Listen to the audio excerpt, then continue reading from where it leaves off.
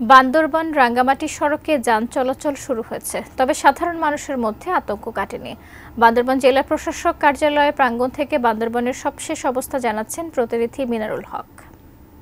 চট্টগ্রামের গত কয়েকদিনের যে সংঘাতময় পরিস্থিতি ছিল সেটি এখন অনেকটাই স্বাভাবিক হয়ে আসছে এবং বিশেষ করে রাঙ্গামাটিতে 144 ধারা বাতিল করার পরেই কিন্তু মূলত বান্দরবানের সাথে যে রাঙ্গামাটির এবং কাপ্তাইয়ের যে সড়ক যোগাযোগ বন্ধ ছিল এবং বিশেষ করে যাত্রীবাহী যান চলাচল বন্ধ ছিল, কিন্তু আজ থেকে সকাল থেকেই কিন্তু এখানে যাত্রীবাহী বাস চলাচল আবারও পুনরায় শুরু হয়েছে এবং এই সড়কটি মূলত স্বাভাবিকতা ফিরে এসেছে। আমরা যেটি সকাল থেকে দেখলাম, এখানকার যে পাড়াগুলো, দুর্গম এলাকা পাড়াগুলো রয়েছে বা শহরের আশেপাশে যারা বাঙালি পাহাড়ি বসবাস করে, তাদের মধ্যে কিন্তু একটা যে চাপা আতঙ্ক এবং যে কোনো সময় অপ্রীতিকর ঘটনা আবারও ঘটতে পারে, এই আশঙ্কাটি কিন্তু ঠিকই রয়ে গেছে।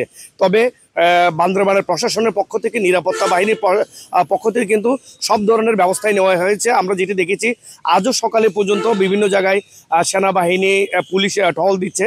পার্বত্য চট্টগ্রামের প্রায় সময় যে এখানে যে অপ্রীতিকর ঘটনাগুলো ঘটে, তৃতীয় পক্ষ সুযোগ নিয়ে কিন্তু এখানে পাহাড়ি বাঙালিদের মধ্যে একটি অপ্রীতিকর ঘটনা ঘটিয়ে থাকে।